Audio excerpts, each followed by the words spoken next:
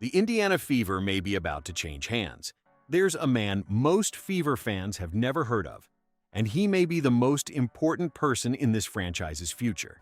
He's worth nearly $9 billion. He's already paid over $500 million for a piece of this organization, and there's a legal agreement in place that could hand him control of the team whenever Herb Simon decides he's done.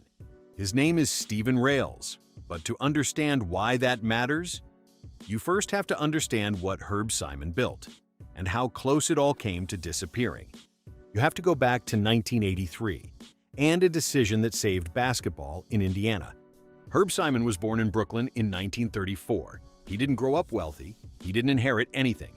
He and his brother Mel started Simon Property Group from scratch, buying land, building malls, expanding across the country one property at a time.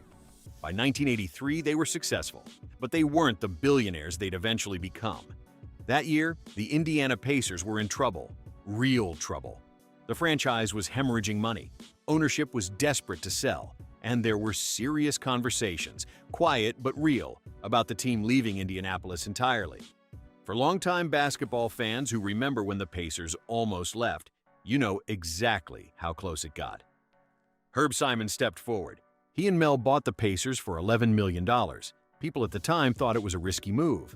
The team was struggling. The market was small. The NBA wasn't the global brand it is today. But Herb Simon wasn't buying an investment. He was buying a commitment to the city he called home.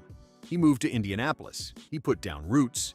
And over the next 4 decades, through losing seasons, coaching changes, and economic downturns, he never wavered. Then came 1999. The WNBA was expanding. They were awarding new franchises to cities that could prove demand, and the bar was high. Each city had to sell 5,500 season ticket commitments before the league would say yes. Indianapolis wanted in, but selling thousands of tickets for a brand new league, women's professional basketball, in a market that had never seen it before? That was a hard ask. Herb Simon didn't delegate it. He personally went to work, and when the dust settled, he had sold 4,500 of the 5,500 tickets himself. Think about that. One man, 82% of the threshold, because he believed in it. The Indiana Fever were born, operating under Pacers Sports and Entertainment, the umbrella organization that owns and operates both the Indiana Pacers and the Fever under one roof.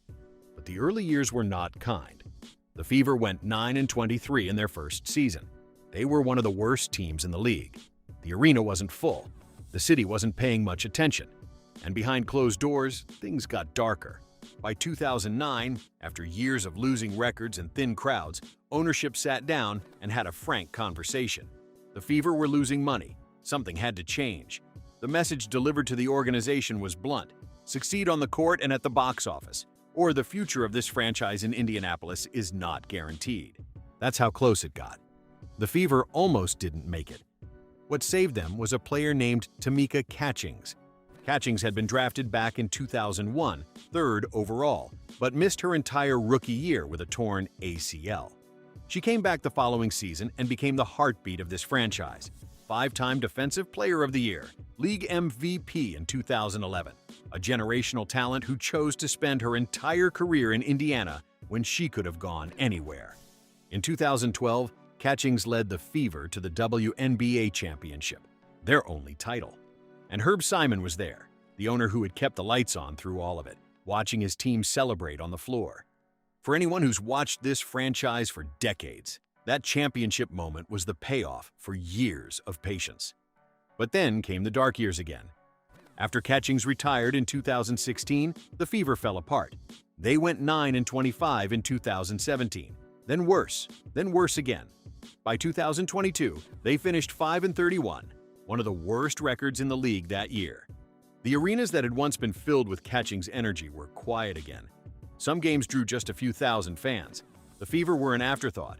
Herb Simon was in his late 80s. His son, Steven Simon, minority owner and alternate governor of Pacers Sports and Entertainment, had taken on more operational responsibility. The franchise was at its lowest point in years. And then, the 2024 draft. On April 15, 2024 in Brooklyn, the Indiana Fever selected Caitlin Clark with the first overall pick. What happened next? Nobody, not even the most optimistic front office executive, could have fully predicted. Clark sold out arenas across the entire league before she played a single professional game. Road teams moved their home games to bigger venues just to accommodate the crowds coming to see her. The Fever averaged the highest attendance in WNBA history. TV ratings for women's basketball hit records that hadn't been touched in 20 years. And Kelly Krauskopf, who returned as president of basketball operations in late 2024, came back to a franchise that looks nothing like the one she'd left. The infrastructure, the attention, the money flowing in. It was a different organization entirely. Overnight, a team that had been playing in front of a few thousand fans went national, then global. Herb Simon, at 90 years old, had held on to this team through 5 31 seasons and lived to see it become one of the most talked about sports franchises in America. But here's the part that nobody is asking out loud. He's 90 years old. He just retired from Simon Property Group, the company he spent 65 years building. Steven Simon handles most day-to-day operations for Pacers Sports and Entertainment. Herb has stepped back. The question isn't whether there's a succession plan. The question is who's in it. Enter Steven Rales. Rales is 72 years old. He grew up in Indiana, graduated from DePaul University in Greencastle before going on to co-found one of the most powerful corporations in the world. Danaher Corporation started as a small investment vehicle in the 1980s. Over 40 years, Rales and his brother Mitchell built it into a global science and technology conglomerate worth over $200 billion through relentless acquisition, operational improvement, and long-term thinking. That's his playbook. Find something with real value underneath. Buy in. Build it bigger. Think in decades, not quarters. He had already quietly acquired 5% of Pacers Sports and Entertainment before anyone reported it.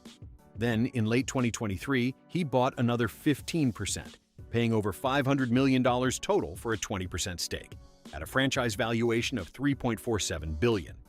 Herb Simon called him "my good friend," said he had strong Hoosier ties, welcomed him warmly into the organization. But Sportico, which broke the deal, reported something else, something that changes the entire picture. The agreement includes a possible path to control for Rales, should the Simon family ever choose to sell. That's not a passive investment. That's a position, a legal foothold, the kind of move a man makes when he's thinking about what comes next, not just what's happening now. And consider what Steven Rales is walking into. When he bought his stake in late 2023, the Fever were still a rebuilding project. Caitlin Clark hadn't been drafted yet. The franchise was valued at roughly $90 million at that point, already a significant number for a WNBA team. Today, Sportico's most recent estimates put the Fever at over $300 million. That's not a typo. The franchise has more than tripled in value in roughly 18 months, driven by Clark's arrival, exploding attendance, and a $2.2 billion WNBA media rights deal that reshaped the entire league's economics. Expansion franchises in Portland and Toronto just paid $250 million each to join the league. Fever games sell out months in advance. The asset Rales has a path to control has appreciated dramatically, and it may not even be close to its peak. Now, what would Rales' ownership actually look like? We can't know for certain, but we can look at how he operates. He flew the entire Pacers Sports and Entertainment staff, not just players, not just executives, but employees, on a charter to Oklahoma City for the NBA Finals last June. That's the kind of gesture that costs real money and builds real loyalty. He's thanked publicly by coaches. He shows up. More importantly, Danaher's entire growth model was built on identifying undervalued assets and scaling them aggressively through investment and infrastructure. The Fever right now fit that profile almost perfectly. Strong brand, explosive growth trajectory, and infrastructure that's still catching up. Their dedicated practice facility, part of a league-wide push toward professional-grade WNBA infrastructure, doesn't even open until 2027. There is a version of the Indiana Fever's future where Steven Rales decides this franchise is worth building the way the Golden State Warriors were built in the 2000s. Not just a winning team, but a global brand, destination level, the kind of organization that attracts players, sponsors, and attention from everywhere. Herb Simon built this team on loyalty and love for Indiana. That's real, and it matters. His will reportedly includes provisions to keep the franchise in Indianapolis. This isn't a man who was ever going to move his team for profit. But loyalty and vision aren't always the same thing. Here's where we are right now. The Indiana Fever are at the most valuable they have ever been. Caitlin Clark is returning healthy in 2026. A new CBA is being negotiated that will reshape the entire league's economics. Two new franchises just paid $250 million each to join. The WNBA is on the edge of something that looks a lot like what the NBA was in the early 1990s, right before it became a global phenomenon. And the man with the clearest path to owning the centerpiece franchise of all of it is a 72-year-old billionaire who already paid $500 million to get his foot in the door. Herb Simon sold 4,500 tickets by himself to bring women's basketball to Indiana. He wrote the checks when nobody else would. He kept the franchise alive through Tamika Catchings, through 5-31 seasons, through the years when nobody was watching. He deserves every bit of credit for what this team is today. But at 90 years old, with the franchise he loves now worth more than $300 million and climbing, with a succession agreement already in place, and with Caitlin Clark turning the Indiana Fever into something the world is watching. The next chapter of this franchise's story may already be written. Steven Rales is just waiting for the right moment to turn the page.